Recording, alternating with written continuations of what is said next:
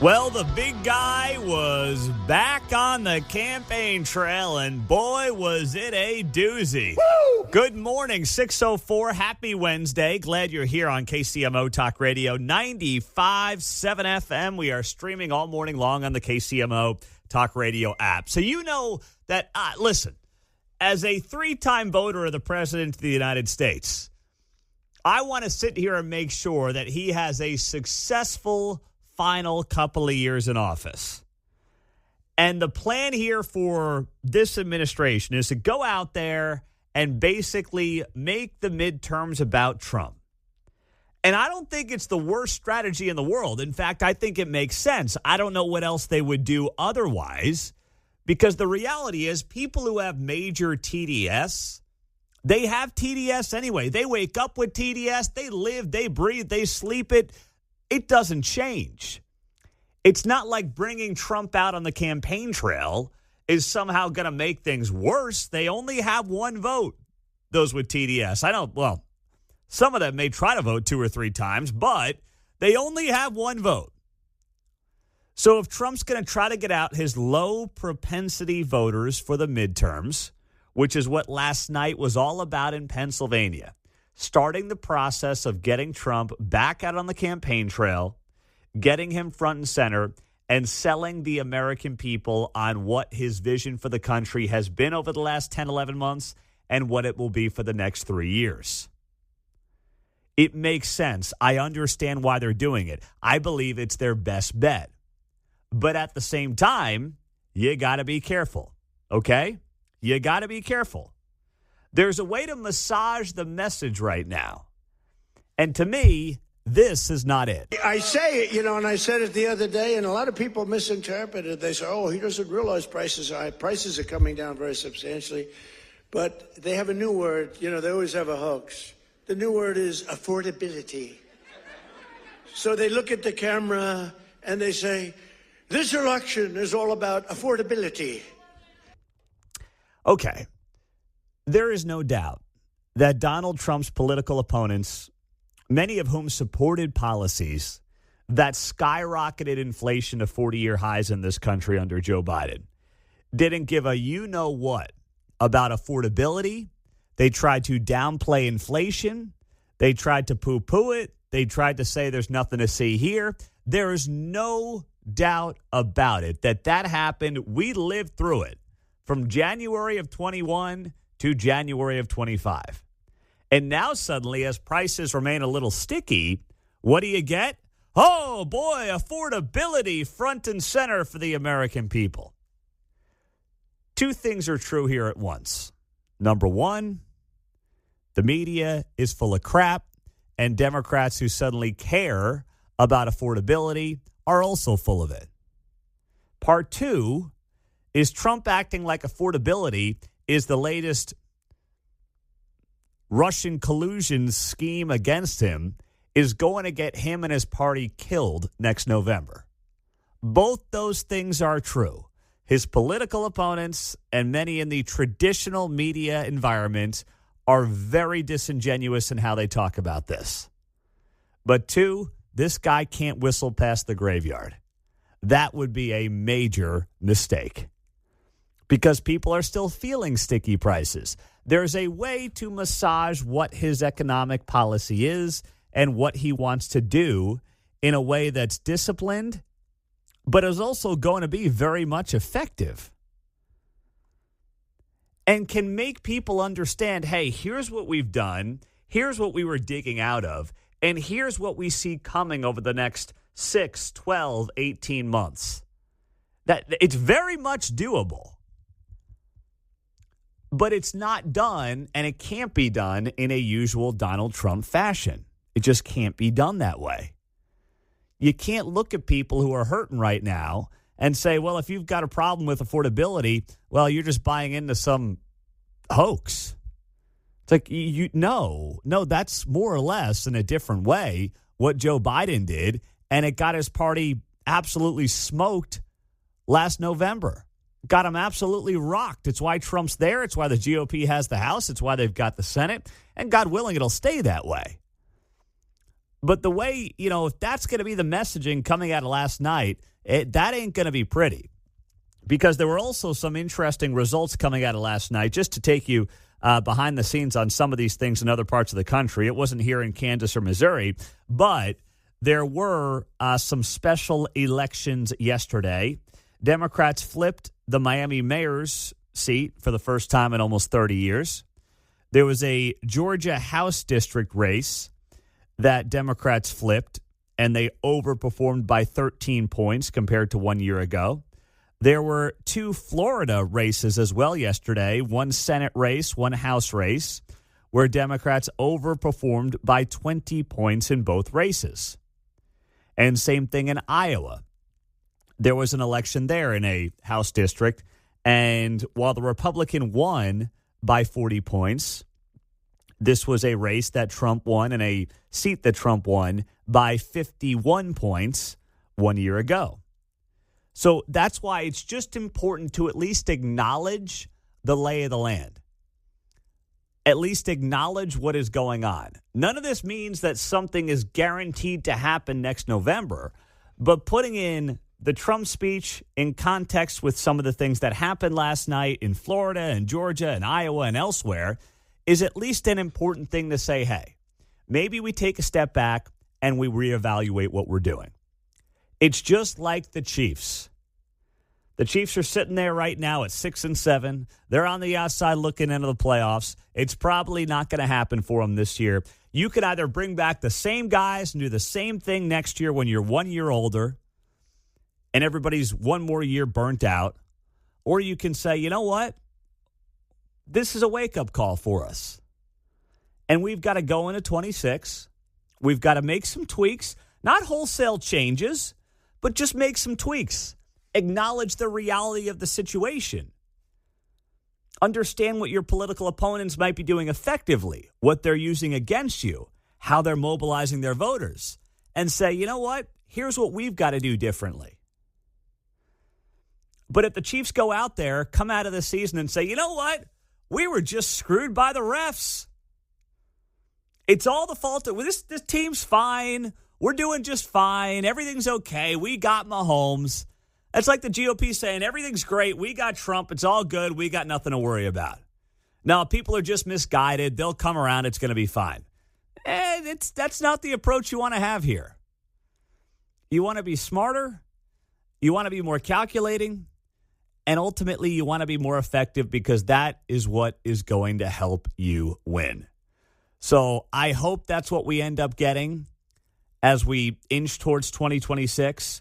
Because really what last night was for the President of the United States was the unofficial kickoff to the midterms. And to him basically toying with his message, because that's in large part what Trump does too. He basically speaks off the cuff, and he's trying to figure out what works and what doesn't, what's effective, what the people like. I like the fact that he's out on the campaign trail doing some of this stuff because he has not done it in a while. And he'll hear some of the feedback. I think he gets energy from it. I think he's smart to do these things.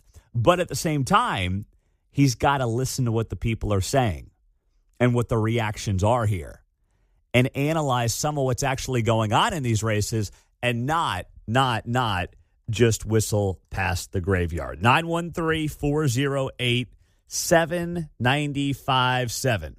Is how you join us on KCMO. On the text line, Pete, Republicans cannot do anything but deregulate and cut taxes. Yeah, that's not the worst thing in the world. At all. Trust me, it's not. But those things don't show results overnight. Okay, you're seeing that happen actually and work effectively when it comes to things like gas prices. You're seeing those come down in large part because of deregulation. That's effective. That's smart. That works. That's what we need more of. So I don't have a problem with that at all. That's not the issue here by any stretch of the imagination. 913-408-7957 is how you join us. John's in Topeka. What's up, big guy? Hey, good morning, Pete. The first rule of holes is when you find yourself in one, stop digging. And Trump has a way of trying to keep digging, and it's like, dude, stop digging and start putting yourself on the level with everybody out there.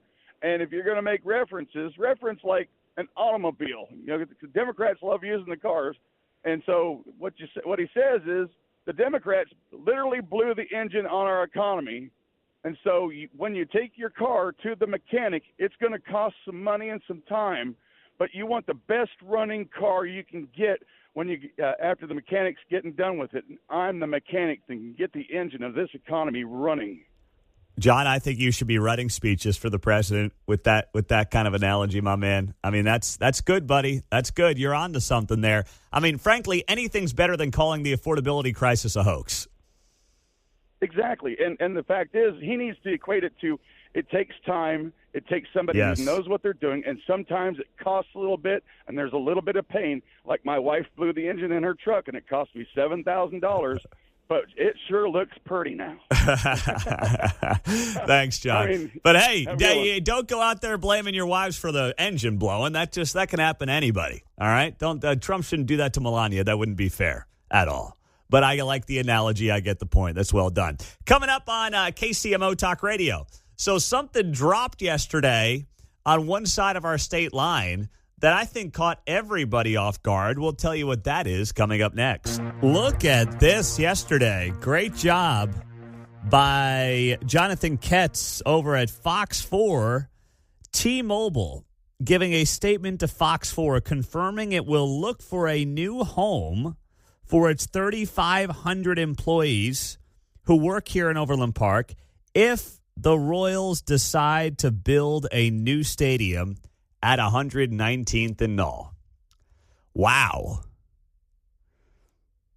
Overland Park, what are you going to do? What is your move? Do you have that big of a hard-on for Major League Baseball that you are going to give up one of your most consistent and largest employers in town just to try to finagle 81 baseball games a year at a place that really has no appeal to anybody outside of the political class? Are you going to risk that? It seems like the answer is yes. It seems like this is actually something that they're willing to go down the road of, and I'm absolutely shocked by it. I can't believe it. And, I've got people in my neighborhood. I've got neighbors that work over there at the T-Mobile campus, formerly, of course, Spring Campus, one of those 3,500 employees. I know you all know people as well who work at that location. But T-Mobile coming out and saying, first off, our lease runs through mid-2029. That's 3.5 years away. That's nothing. Their extension request was denied. And now, if the Royals come here, we're going to look at new locations. Now, they did say preferably within the city and the state, but there's no guarantee. So if you're Overland Park, what do you do? Well, you know what you should be doing if you're an Overland Park city councilman or mayor or anybody with any juice in town. You know what you do? You publicly and then you privately lobby behind the scenes and to the media to say, you know what, we appreciate the Royals considering us, but this is not the location that makes the most sense for them and for our community. It's not. Just come out and say it. Just have the backbone to say it. But for whatever reason, they are so enamored with this idea of a major league team or a professional sports team operating in their city that they can't get the blinders off, smell the roses, and see what's actually going on around them. You've got hundreds of people showing up to Leawood City Hall the other night. You've got, this online petition where they're looking for people to sign up and sign on in favor of the Royals going to OP, and they can't get more than a few dozen people to sign that. You've got T-Mobile, one of your most important employers, saying, yeah, we're going to leave if the Royals announce they're coming here. Like, we're done. We're out. See you later. And these folks can't just come out and be like, hey, as much as we are flattered by this, we've come to the conclusion that this is not best for Overland Park. Instead, the mayor of Overland Park, Kurt Skoog, issued a statement earlier on Tuesday responding to the possibility of the Royals building a stadium in the city and putting out this statement, quote, a Major League Baseball stadium in Overland Park is an exciting possibility. We must approach any project with the same standard we apply to everything we do at the city. It has to be good for Overland Park. Okay, what evidence is there to suggest that this is something that Overland Park residents want and that is good for Overland Park? It may be good for the revenue of Overland Park. Sure, I mean, if that's all you care about, if the revenue of Overland Park is all you care about for a city that's grown its budget by, 60%, I believe it is, over the last half decade, then sure, I guess it's good for Overland Park. Might as well also put some tattoo parlors and strip clubs up while you're at it. If it's all about the bottom line and tax revenue, I mean, just, let the thing just burn to the ground.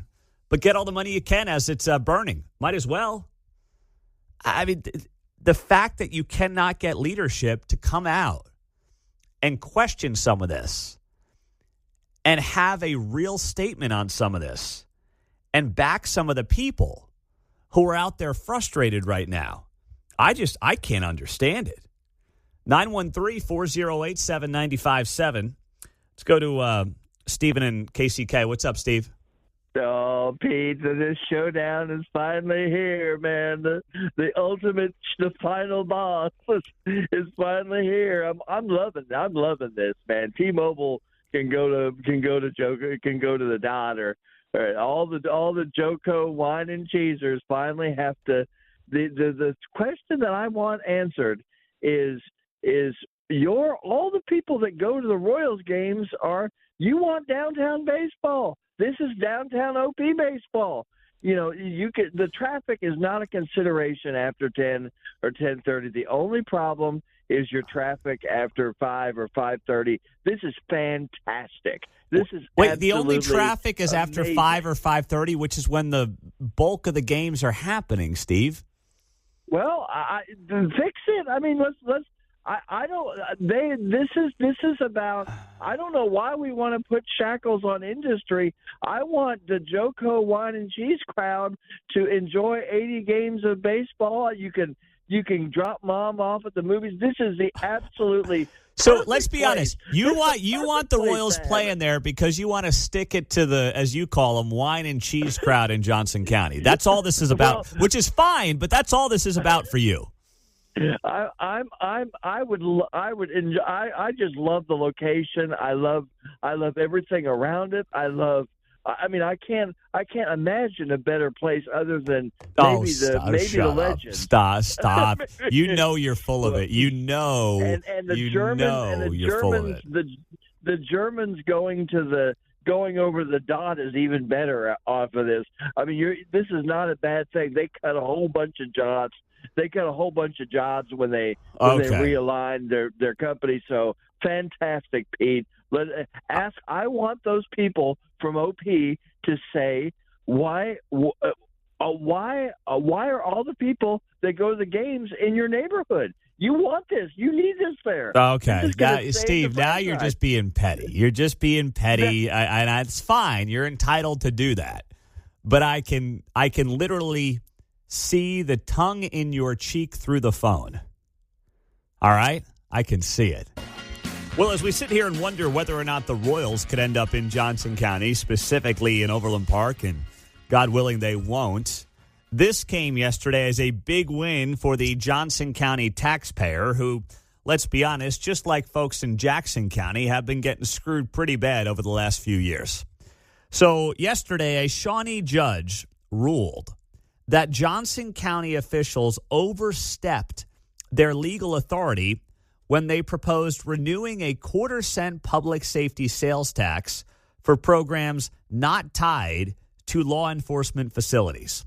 So this is why anytime we talk about a tax, and oftentimes when politicians ask for a new tax, they say, oh, it will go away when such and such is paid for, when the city hall is paid for, when the jail is paid for, right? You always hear this. It will phase out and go away. But what always happens is they want to renew the tax. And they may use the tax for maintenance or upkeep or maybe something completely different. But there's very rarely ever a tax that truly goes away. Once they get the tax on board, they then can say, we want to renew this tax and it doesn't cost you any new money. So that's basically what Johnson County wanted to do here. What happened yesterday is that a judge ruled that Johnson County officials could not try to renew a quarter-cent public safety sales tax and use it for programs not tied to law enforcement. And that's what they wanted to do. The Board of County Commissioners, led by Mike Kelly, sought to place a renewal on the ballot to continue paying for services, including what they claimed would be for mental health crisis response, EMS, and 911 operations. But the judge said no. And Chris Kobach, the Attorney General, argued against this. He argued the state law authorized the tax only for funding the construction and operation of buildings such as jails and crime labs and courthouses.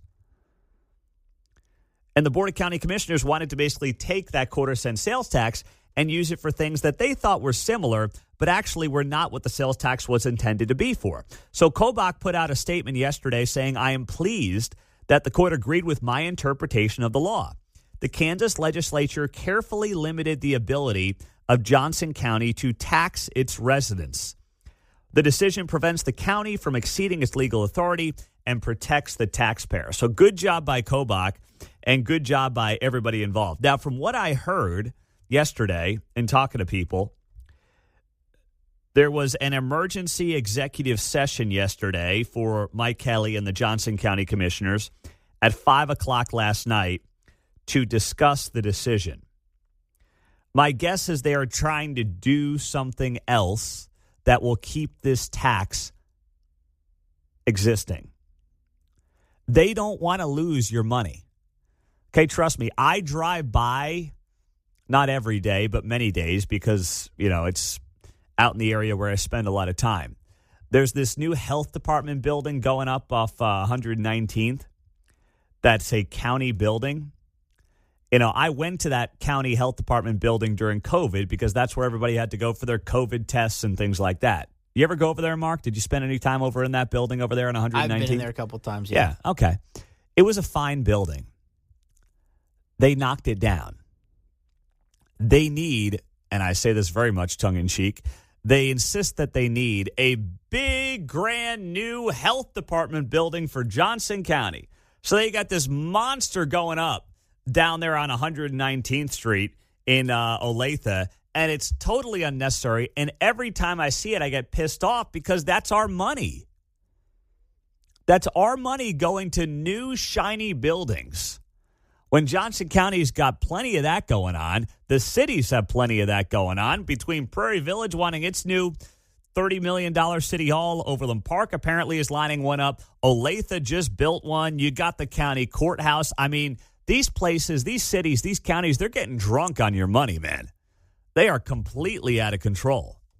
So at least yesterday was a win, which we don't get many of those here as the taxpayer, was a win for everything going on in Johnson County right now. But be careful because I guarantee you the commission's going to come back and they're going to try to figure out a way to get this tax back on the ballot and try to get it to pass and say it's for whatever they have to say it's for, and then who knows where the money actually ends up.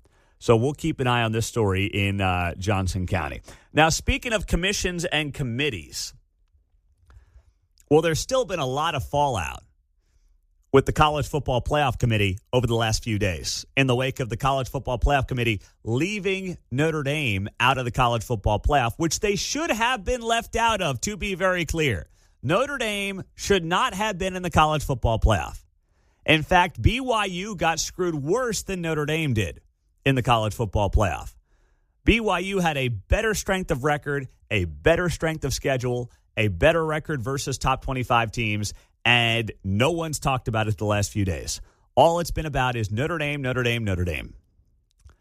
Well, if you did not see this, this was absolutely unbelievable last night, and it just came out of left field. The Big 12 commissioner, Brett Yormark, of course, Big 12 is KU and K-State. He was speaking last night at an event, the International Association of Football event, and he totally ripped Notre Dame. He ripped them for setting out a bowl game. He ripped them for basically hammering the ACC and blaming the ACC for why they're not in the college football playoff. Notre Dame has been acting like a bunch of whiny crybabies for the last 3 days now. And it was about time somebody called them out, and that's what the Big 12 commissioner, Brett Yormark, did last night. Take a listen. I will say this, and I'm a little outspoken about it. I don't like how Notre Dame's reacted to it. So Okay, Pete I think Pete's his behavior has been egregious. It's been egregious going after Jim Phillips when they saved Notre Dame during COVID. We all knew, and it was very transparent. Hunter was very transparent about it, the chair, that as Notre Dame and Miami got closer together, head-to-head would be a factor. Okay? BYU lost. They became closer together. Head-to-head made a difference in that decision. So I think he is totally out of bounds in his approach, and if he was in the room, I'd tell him the same thing. Oh, man! Off the top rope from Brett Yormark, the Big 12 commissioner, calling out Notre Dame, their athletic director, and how they have handled the fallout of the college football playoff. So Notre Dame's not getting an invite to the Big 12 anytime soon? I would say that the 0.2% chance of Notre Dame going to the Big 12 just went down to 0.002% is what I would say. I mean, Brett Yormark completely eviscerating Notre Dame is the kind of content I didn't realize I needed this morning until I saw that in the very early morning hours from last night. And I'm like, man, that right there is a thing of beauty. Oh, my goodness, that was magical. I didn't realize. It's like one of those things you don't realize how much you need it till it happens. And then it happens, and you're like, wow, that felt good. Oh, my goodness, that was great. And that is something that needed to be said about Notre Dame. Put them in their place, call them out, because they have just been totally out of line over the last few days. I have never seen such a pathetic display of leadership like you've seen from Notre Dame over the last 3 days after they missed out on the college football playoff, when, frankly, I thought they were closer than they should have been to begin with. And Miami getting in over Notre Dame in the college football playoff, what did you think was going to happen? The two teams played each other early in the season. Miami won the game. If you were going to put Notre Dame in over Miami, why do we even play the regular season? Why bother with any of it? If that head-to-head matchup was not going to matter in terms of who got one of the final spots in the college football playoff, you have got to be kidding me. So great job there by Brett Yormark, the Big 12 commissioner, just putting the Irish in their place. I think it was a bad job by the committee. I think they had Notre Dame ahead of Miami like all the way up into the last week, right? Well, yes, they did. And I would agree with you there, Mark. If you want to listen, I'm not here to defend the college football playoff committee because you're right. Miami should have been ahead of Notre Dame for the last 3 weeks. And then magically they just flipped them at the last minute, despite the fact that Miami had this head-to-head for the last 3 months. So I'm with you there. The committee still stinks. There's no doubt about it. All these things are true at the same time. The committee stinks. ESPN is full of hatchet men on behalf of the SEC, and Notre Dame is run by crybabies. All three of those things, I believe, are true. Oh, yes. I think we can all agree on that. All right. We'll check off every single box then. We're good. Well, it was a thriller last night in Pennsylvania, but I'm not sure it's what the people in charge would have been going for. Good morning, 7:04. It is great to have you here on KCMO Talk Radio 95.7 FM. So the President of the United States unofficially kicked off 2026 last night in Pennsylvania. And he did all the usual Trump stuff. He really hasn't missed a beat. Even as he gets older, it's kind of like some of these musicians, these rock stars. I mean, they're pushing 70, 75, 80, but they still put on a damn good show.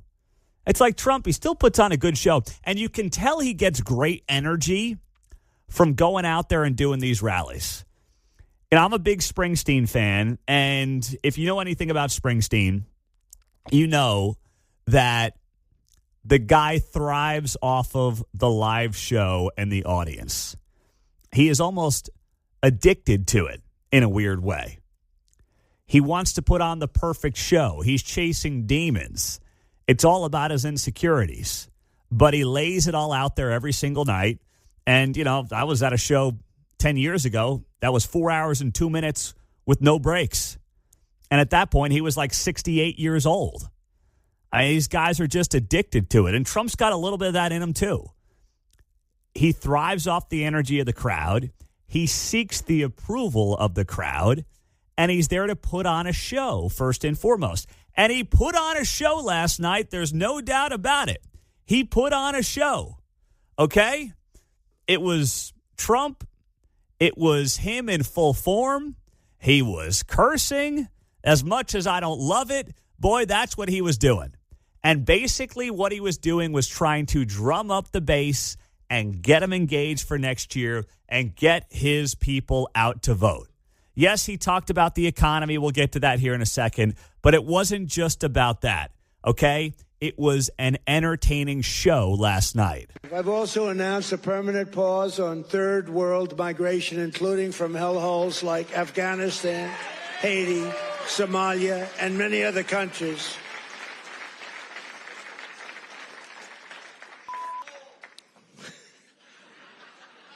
I didn't say shit, all you did.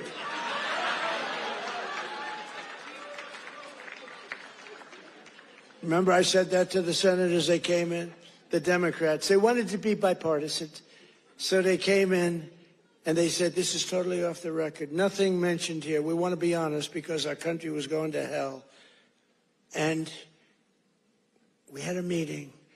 And I say, why is it we only take people from shithole countries, right? Why is it? Why can't we have some people from Norway, Sweden, just a few? Let us have a few. From Denmark, do you mind sending us a few people? Send us some nice people, do you mind? But we always take people from Somalia, places that are a disaster, right? Filthy, dirty, disgusting, ridden with crime. The only thing they're good at is going after ships. Somalia!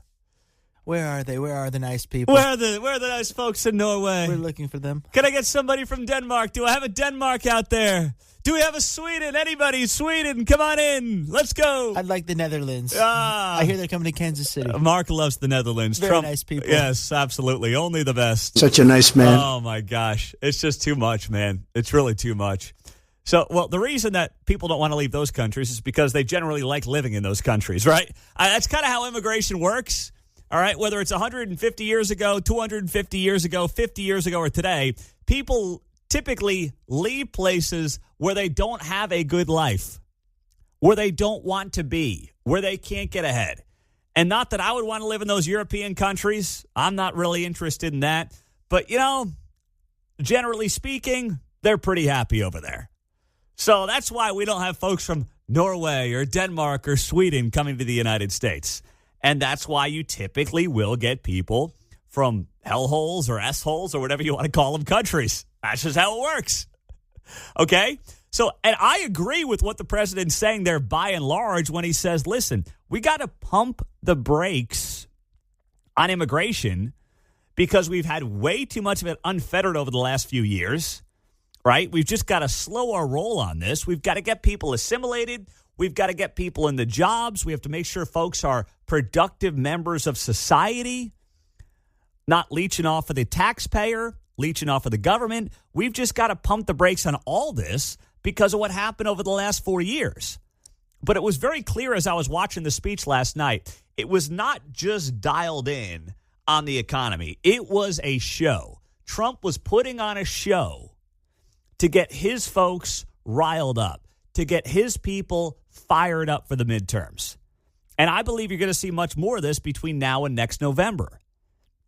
It's going to be about the show. And I don't hate the idea. I mean, at this point, I think it's the best plan that they've got. I'm not sure what else you would do at this point if you're trying to hang on to the House and hang on to the Senate. And some people might say, well, Trump should just go away. He should go into hiding and, try to make these races very local. I disagree. Because right now you've got a Republican Party that is not dominated by, but can only win if they get out low propensity voters. Democrats are now the party of high propensity voters. Republicans are the party of low propensity voters. As the Republican Party grows its standing with working class and lower class folks, which it did last year, those are people that are less likely to vote in midterms, certainly less likely to vote in special elections, which is why Democrats are cleaning up in these special elections. Less likely to vote in school board races in Johnson County, Kansas. It's just a fact. So they've got to figure out how to get people out. Now, they need a ground game. It can't just be like Trump telling jokes on stage and saying naughty words. Like, there's got to be more to it than that. And there also has to be an admission that issue number 1, 2, and 3 is, in fact, affordability. It's got to be about that.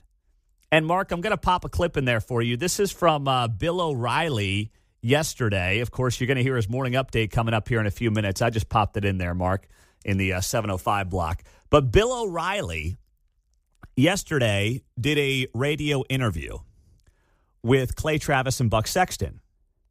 And O'Reilly talked about how he got yelled at by Trump the other day on the phone because O'Reilly admitted the cost of living could be the thing that bites him in the rear end coming up in the midterms next year. And that's just a reality. I mean, Trump needs people around him who are going to tell him that. And if he's got to hear it from Bill O'Reilly, then so be it. But that's going to be the thing that defines next year, even though it's fair to say a lot of these prices that have skyrocketed 20, 25% over the last few years are not the fault of Trump. They're not. But voters have short-term memories. Here's O'Reilly. On affordability, do you think that this is something that the White House can successfully address so we don't lose the control of a House in the midterms? Well, on the night before Thanksgiving, I was at the Islander hockey game, and the puck was about to drop, and I got a phone call from President Trump right at the game. Now, when a president calls you, you got to take the call. He can't go to voicemail, all right? So I got a private office. The owner of the team is a friend of mine. And President Trump can proceed to yell at me for 10 minutes, all right, which is not unusual, all right? And when he gets going, you can't interrupt. He's like, all right. Essence of the disenchantment with O'Reilly was that I was reporting that the affordability could very much hurt him because all he has to do is go back to 2018 midterms. He got whacked. That was O'Reilly yesterday, that audio courtesy of the Clay Travis and Buck Sexton show. And that's just Bill saying it like it is, man. Nothing wrong with what Bill said. Problem, as far as I can tell, is that the president does need people in his inner circle who are going to say, this may not be fair, Mr. President, and it's probably not fair that you're getting blamed for anything to do with the high cost of living that currently persists for tens of millions of Americans. But in the world of American politics in 2026, people have short-term memories, and if they're not happy with the people in charge, they will flip. Even though they're going to flip back to the people that brought us 20% price increases, which we can sit here all day and talk about how dumb that is. It doesn't matter. The job right now is to basically go out there and try to massage the story around the economy, around affordability, and then understand why your policies will take a little bit of time, but that you do think they will vastly improve the lives of the American people. It's not going to be today, may not be tomorrow or next week, but you give this thing a few more months, might be another 6, 12, maybe 18 months, and things are going to be much better off. And let's not forget how we got here. That's how you got to figure out how to massage the message. But in the meantime, if we get a few S-bombs on stage and talk about bringing in folks from Norway and Denmark, I mean, I'll get a few chuckles out of it, so I won't say no to that. But it's not going to be the thing that changes the outcome of 2026. That's for darn sure. 913-408-7957 is our text line and our studio line on KCMO Talk Radio, 95.7 FM. Streaming, as always, on the KCMO Talk Radio app. Pete, O'Reilly is 47's best friend. I hope he can wake him up to the price issue. I don't know if they're best friends, but they've known each other for 35 years. So they've got a good relationship, and I do think that there is mutual respect there. Even when Bill's yelling at, or I should say Trump's yelling at Bill, I do think that there is mutual respect there, which is a good thing for everybody involved. Coming up, Missouri will hopefully be following in the footsteps of Kansas on a key issue for our kids I'll share with you next. Nice job, as always, by O'Reilly on the morning update. Good morning. Happy Wednesday. Glad you're joining us on KCMO Talk Radio. So yesterday, we had on Dave Traubert Tuesday morning. He's with the Kansas Policy Institute, and we talked to him about how out in McPherson, Kansas, they are moving away from Chromebooks for elementary and middle schoolers in the classrooms. That's outstanding. And then I saw this yesterday on the Missouri side of the state line, that a Missouri state representative, Tricia Burns, has filed a bill that is called the Hands-On Learning Restoration Act. And what it aims to do is basically take technology out of the classroom. She said here in a statement, we replaced crayons with Chromebooks before we had evidence that it worked. A child's brain is wired by their hands, not a stylus. If passed, the bill would implement the following: no more than 45 minutes of digital instruction across all subjects for students in grades K through 5. 70% of student work must be completed on paper. Elementary schools must maintain printed textbooks and bring back physical manipulatives for math and science. Students must be taught cursive.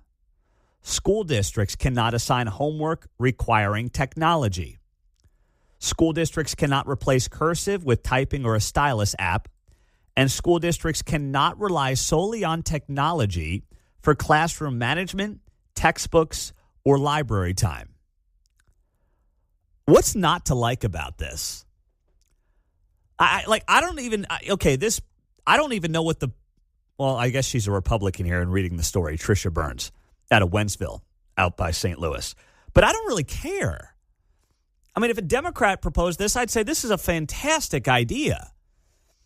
You know, one of the great things and joys I get right now is when our first grader comes home with some homework, and I get to look it over, and it's actually on a piece of paper, and it's writing, and you can see what she did that day, and you can see how her writing is coming along, and the math and the whole thing.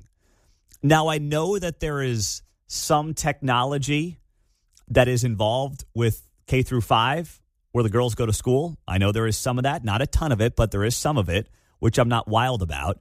But as long as she's coming home with paperwork and I'm seeing the work that they're doing on hard copy, on real paper, I'm on board with that. I love it.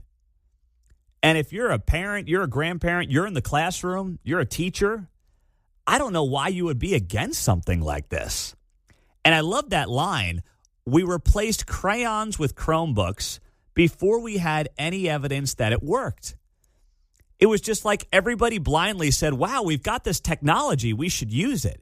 Yeah, there's a time to teach kids technology. I'm not sitting here saying we should have 18-year-olds who don't know how to operate an iPad. That's probably not good for their future. But K through 5? And what evidence is there? There really isn't any evidence that it's actually teaching our kids better. It's helping them get smarter. It's getting them more proficient at whatever it is, math, writing, anything. What evidence is there that it's working? And no one's really shown or produced any of that. So sign me up for this as quickly as you can. On the text line, Pete, make our kids creative. Do not make them robots. That's outstanding. I like that. Pete, I'm all for less digital screen time, but not having to purchase textbooks every few years is a huge savings for the schools. You know, I have very little sympathy for that. These schools take more money every year. And by the way, it's not going to hardworking teachers, sad to say. It's going to bloated administration is where it's going. I don't want to hear these school districts cry poor when they have more money than they've ever had. They just waste it on garbage. Instead of putting it into the classroom, giving it to teachers, using it for textbooks, which actually help the kids learn and retain information. They give it to the 7th assistant principal who does God knows what, or the DEI coordinator. I mean, spare me that. That's not a good excuse at all. 913-408-7957. How you join us. Coming up, we've got more drama on this story that just won't go away next. Huge news dropped last night when T-Mobile said if the Royals come to Overland Park, they're out. They're done. They are leaving their campus at 119th and Knoll. They will take their 3,500 employees and go somewhere else. And this came just moments or hours after the Overland Park mayor said the possibility of the Royals coming to Overland Park is exciting, adding, we must approach any project with the same standard we apply to everything we do in Overland Park. It has to be good for OP. Well, that's not really an answer as to whether or not you think it's a good thing for Overland Park. I mean, at this point,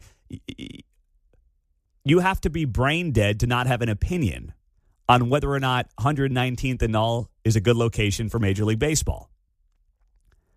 And I asked Kurt Skoog this. I predicted he was going to win re-election. He did overwhelmingly for mayor of Overland Park.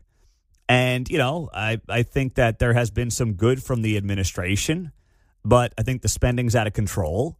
And when I asked him point blank multiple times in an interview a week before the election whether or not he supported the Royals coming to OP, he would not answer the question. Which right there, ask Quentin Lucas if he thinks the Royals should play in Kansas City. He loves it. He says, yes, absolutely. I want the Royals in Kansas City. I want them to be here. I want this to be their home. You ask the Overland Park mayor if he thinks the Royals should come to Overland Park and if it's a good idea, and you don't get anything. Wouldn't answer the question. All we heard last night is that in a statement to Fox 4, it's an exciting possibility. What does that mean? Do you want him here or not? Mark, what does that mean? It's an exciting possibility. You tell me. To me, that's just a classic political answer is all that is. Platitudes, yeah. That's all it is. That's it. The mayor saying here, we know that residents, business owners, and other stakeholders have many questions. Our city has a thorough development review process that includes community engagement. Should the Royals make Overland Park their future home, we will work with the team and the community to share information and answer those questions openly. Great. So after the whole process is done, after the Royals select Overland Park, if they do, then you'll be transparent. By then it's over, guys. Okay? By then it's happening. This is, you have to be an absolute fool to think that the city is suddenly going to look out for you after the Royals potentially pick Overland Park. That jumped out to me, too, when you say, oh, yeah, we'll talk to you guys about it after they select us. After they select you, it's done. Yeah, it's over. What's done is done. Now's the time to look out for your residents. Now's the time to look out for your taxpayer. Not after they pick Overland Park. What are you going to do? Make sure they don't do fireworks 25 nights a year in summertime? Don't worry. We're going to cut that back to 20. Okay? If you live a quarter mile away, don't worry. You're only going to be waking up 20 times on Friday nights by fireworks, not 25. The dogs will be howling. Oh. They will be, yes. Don't get me going on the howling there, Mark. Don't start with that. So Fox 4 did a story on this last night, and I'll tell you what else. There's this HOA guy who's getting a lot of attention. Whatever. He's doing a fine job. He's a local HOA president, and he's not a fan of it. But and he shouldn't be. It doesn't matter if you're an HOA president or if you have an apartment half a mile down the road. It's going to be bad for you. It's not going to work out well. That being said, this HOA president, this guy can't get out of his own way. He's really not helping his cause here. Seems very politic. We sent Skoog's statement to Overland Park resident Jeff Hurt Tuesday. He says the people who went to Monday night's meeting in Leawood are not anti-Royals. They're just anti-Royals at the Sprint campus, now known as the Speria. I've talked to dozens and dozens of people, and I've never heard anyone say, we don't want a Royals stadium in Overland Park. Just, we don't think it's a good place, what's being contemplated. Dude, just stop with that. He's the HOA president of Hawthorne View, right there near where the ballpark would go. Do you realize how goofy you sound when you say We think Overland Park would be a great home for the Royals. We just don't want it in our backyard. We would like it in somebody else's backyard in Overland Park.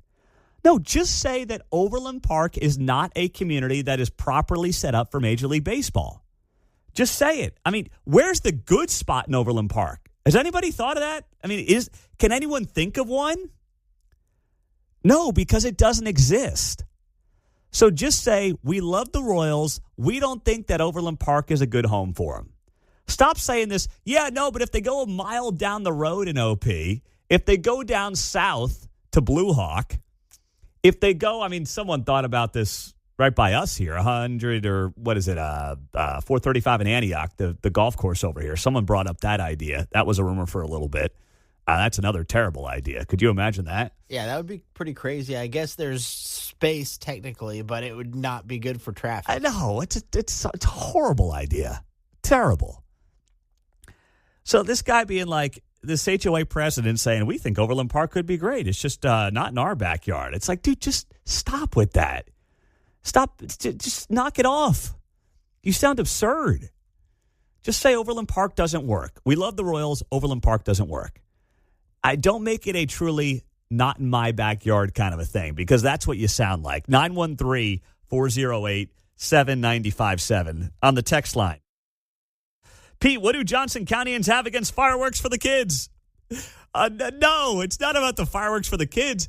It's about sitting on your back porch on a Friday night at 121st and Knoll and hearing fireworks like the Chiefs just won the Super Bowl or like it's Independence Day. I mean, who wants that 15, 20 nights a year? I'll pass. On the text line, Pete, this means Skoog wants the Royals in OP, but he can't say it out loud because he knows the residents don't want it. Well, I think that's partially true. And the Royals are only an exciting possibility for Overland Park if all you care about is getting and generating more tax revenues for Overland Park. Because when you grow the budget by, 60%, I believe it is, over the last half decade, and you are addicted to spending money, then yes, bringing in a Major League Baseball team would be an exciting possibility if all you care about is spending money and growing government. But if you're actually looking out for the well-being of everyday residents, then there's nothing exciting about this at all. Also here on the text line, 913-408-7957 is how you join us on KCMO Talk Radio 95.7 FM. Pete, I live in Midtown. I think the Royals would be great in Johnson County or north of the river, anywhere but Kansas City. Okay. I mean, so who wants them? I still think north of the river has made a lot of sense for a very long time for a lot of reasons. It feels like a baseball community. You can have the ingress-egress properly set up in a way that you can't, I believe, in Johnson County. And by the way, we're going to have on Sam Graves coming up here at 9:05 on KCMO, Missouri congressman, of course, up in the Northland. And he is heavily involved in transportation at the federal level. Could he potentially help direct some federal dollars to Missouri to help with potentially a ballpark going up in the Northland? I think he can. I think that Sam Graves, in many ways, is an underrated player in the Royals picking their next home.